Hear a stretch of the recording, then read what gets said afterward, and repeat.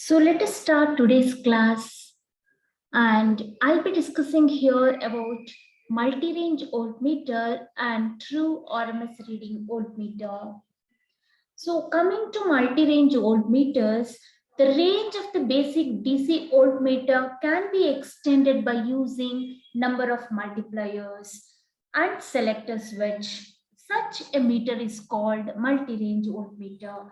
Students, you can see here the number of resistors. You can see the R1, R2, R3, R4 are different resistances. They are called as multipliers.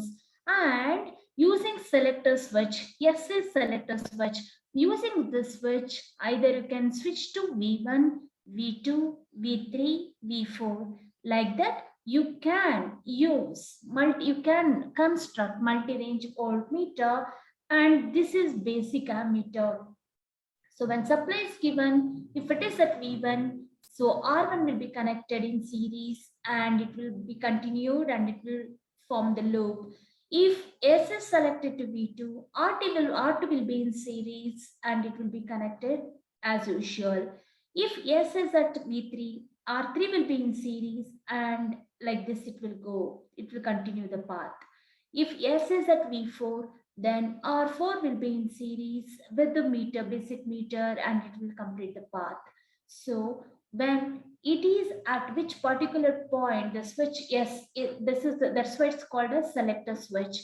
The switch, if it is at V1, R1. So other three resistors which are called as multipliers will be open circuited and it will not exist in the circuit. Only one multiplier will exist at a time in the circuit. There are four series multipliers.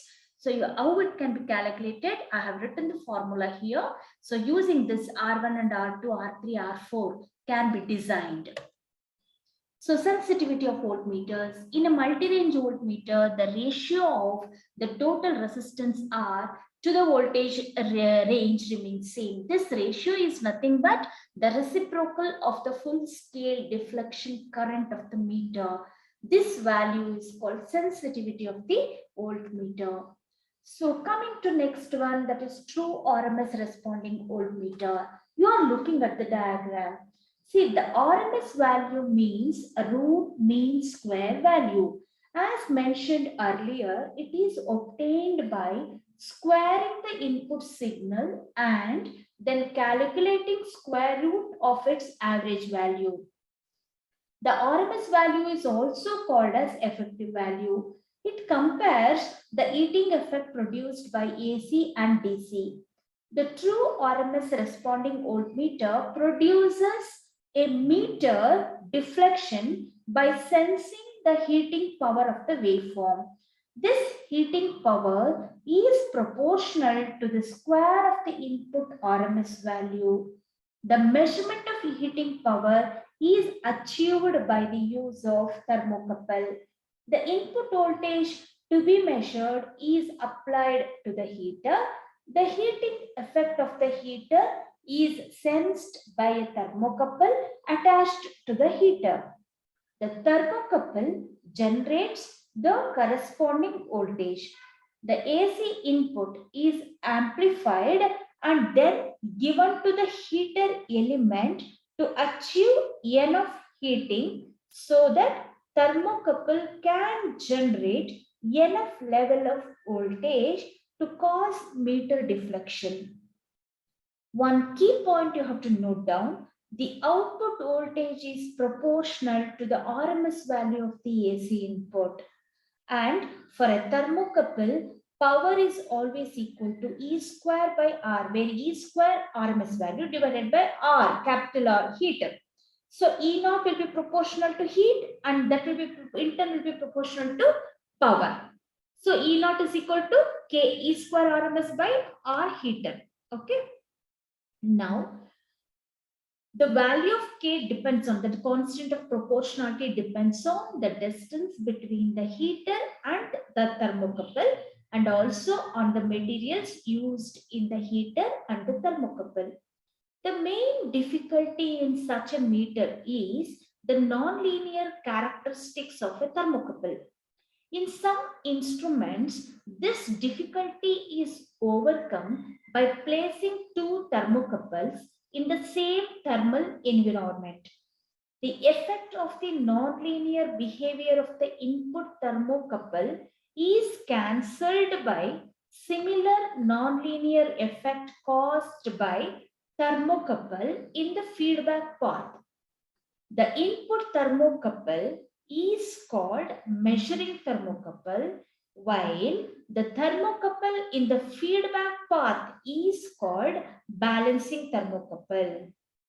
The true RMS responding voltmeter using two thermocouples I have shown you in the slide.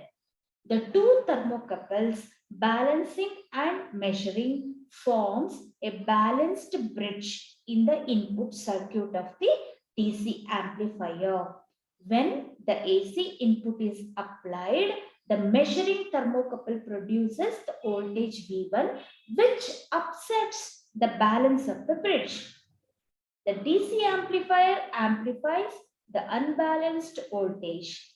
This amplified voltage is feedback to the balancing thermocouple, which heats the heater element to produce V2 such that the balance of the bridge is re-established.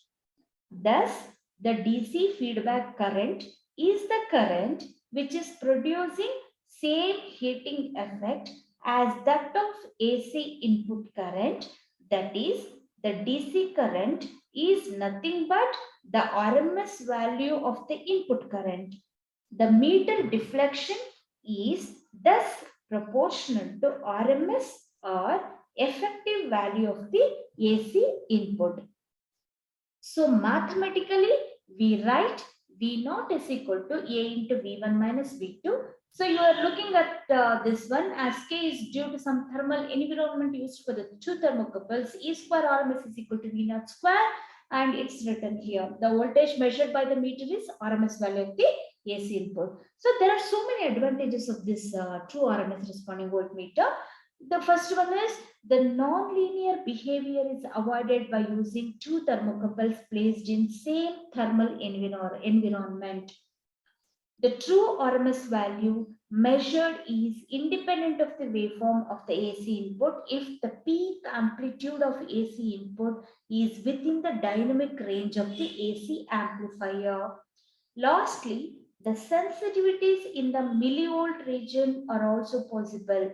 The voltages throughout the range, 100 microvolts to 300 volts within a frequency range, that is 10 hertz to 10 megahertz, can be measured with good instrument. But however, the response of the thermocouples is slow, hence the overall response of the meter is sluggish. Similarly, the crust factor puts the lamination on the meter readings in case of highly nonlinear waveforms. The meter cost is high compared to average and peak responding meters.